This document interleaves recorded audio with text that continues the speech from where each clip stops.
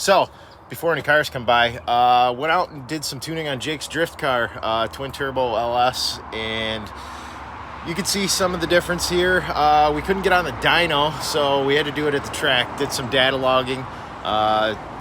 Went from second gear, not really a lot of power, to third gear full power runs. So you can see quite a difference in the drifting. Also got Project Unneeded RX8 out on the track, completely not set up for it, but we figured.